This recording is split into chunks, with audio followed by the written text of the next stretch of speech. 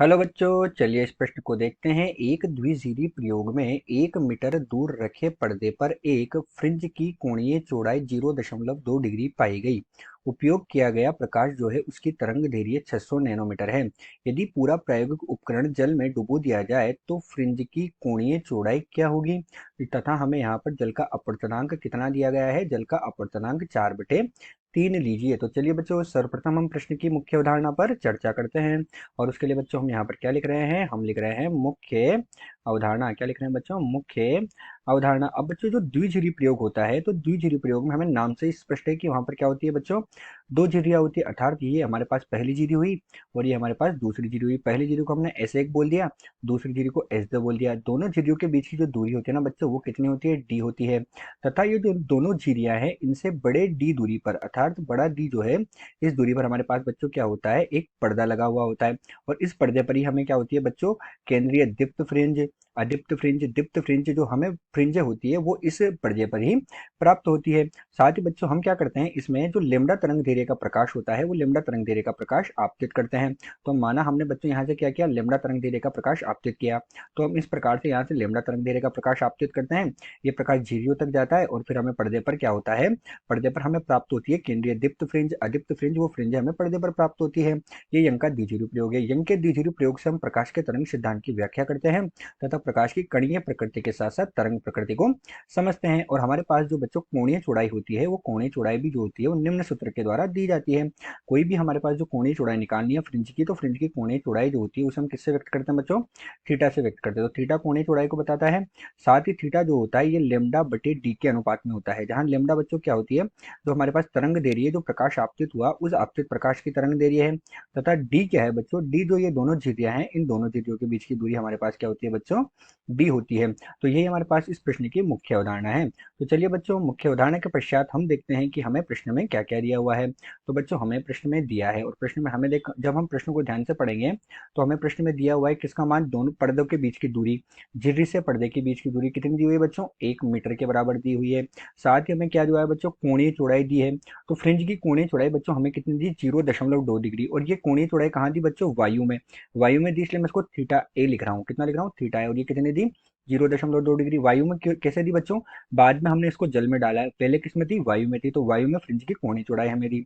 Lambda का मान हमें कितना दिया बच्चों, 600 नैनोमीटर हमें लेमडा का मान दिया। 600 नैनोमीटर लेमडा का मान दिया, अर्थात 600 गुणे 10⁻9 मीटर हमें लेमडा का मान दिया गया है। तो ये हमें तरंग दैर्घ्य का मान बच्चों इन्होंने दिया। और हमसे क्या पूछा है, हमसे पूछा है कोणीय चौड़ाई। तो कोणीय चौड़ाई बच्चों हम पूरे को किस में डुबो रहे हैं, जल में। तो जल में हमसे कोणीय चौड़ाई का मान पूछा है। तो चलिए बच्चों, और इसके साथ ही हमें क्या दिया हुआ है, अपवर्तनांक का मान भी दिया हुआ है। तो अपवर्तनांक को हम किससे दिखाते हैं बच्चों, म्यू से दिखाते हैं।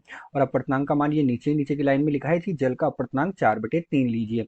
तो कितना दिया बच्चों, 4/3। 4/3 का मतलब क्या हुआ बच्चों, पहले हमारे पास क्या था, हम किस में थे, वायु में। और वायु से किस में गए, जल में। तो हम म्यू के इधर तो लिखेंगे वायु और इधर लिखेंगे जल, बराबर 4/3 हमें दिया है। तो चलिए बच्चों, मुख्य अवधारणा के आधार पर प्रश्न को हल करते हैं। और अब हम यहाँ पर क्या देख रहे हैं, प्रश्न का हल देख रहे हैं। और प्रश्न के हल में हम क्या देखते हैं कि हमने जो मुख्य अवधारणा देखी, तो हमने हमने क्या देखा, कोणीय चौड़ाई का सूत्र देख लिया। तो बच्चों हमारे पास जो वायु में कोणीय चौड़ाई होगी, किसमें, वायु में लिख रहे हैं। तो बच्चों वायु में कोणीय चौड़ाई कितनी होगी, तो थीटा। और वायु में हो गया ए, इसका मान कितना हो जाएगा बच्चों, लेमडा बटे डी होता है, तो ये लेमडा बटे डी के बराबर हो जाएगा। और लेमडा किस में हो जाएगी, वायु में हो जाएगी। ठीक है बच्चों, इसी प्रकार हमारे पास जो जल में कोणीय चौड़ाई होगी, तो जल में कोणीय चौड़ाई कितनी होगी बच्चों, जल में कोणीय चौड़ाई हो जाएगी थीटा। और हमारे पास डब्लू, और ये हमारे पास लेमडा आ जाएगा, और ये क्या आ जाएगा, डी। और लेमडा हमारे पास तरंग दैर्घ्य किस में आ जाएगी, तरंग दैर्घ्य जल के लिए आ जाएगी।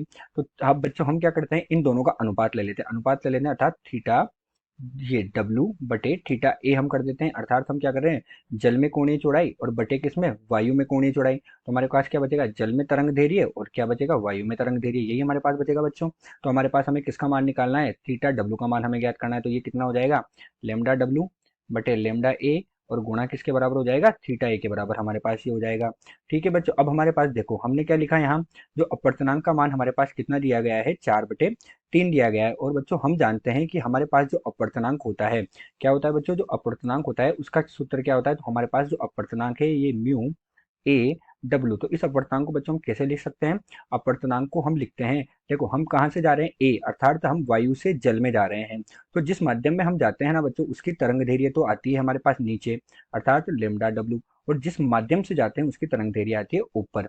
क्या कह रहा हूँ बच्चों मैं कि जिस माध्यम में हम जाते हैं, हम वायु से जल में जा रहे हैं, तो उसकी तरंग दैर्घ्य तो आई नीचे लेमडा डब्लू, और जिस माध्यम से जाते हैं उसकी तरंग दैर्घ्य आती है ऊपर अर्थात लेमडा ए। तो ये हमारे पास बच्चों क्या हुआ, अपवर्तनांक होता है। क्या हो गया बच्चों, अपवर्तनांक। इसका मान हम ऊपर वाली समीकरण में रखेंगे तो थीटा डब्लू का मान हमारे पास कितना प्राप्त हो जाएगा बच्चों, थीटा डब्लू अर्थात जल में कोणीय चौड़ाई का मान हमें प्राप्त होगा। तो ये थीटा ए गुणे हमारे पास कितना हो जाएगा, ये इसके उल्टा आ रहा है तो 1 बटे म्यू हो जाएगा। म्यू हमारे पास क्या है, अपवर्तनांक है। अब इसका मान कितना दिया है, 3/4 दिया है, 4/3 दिया है बच्चों। तो थीटा डब्लू का मान हमारे पास कितना हो जाएगा बच्चों, हमारे पास कोणीय चौड़ाई का मान हो जाएगा 3/4 गुणे इसका मान दिया है 0.2 डिग्री।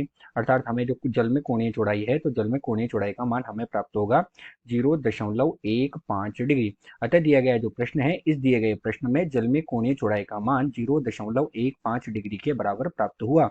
आशा करते हैं आपको प्रश्न समझ आया होगा। धन्यवाद।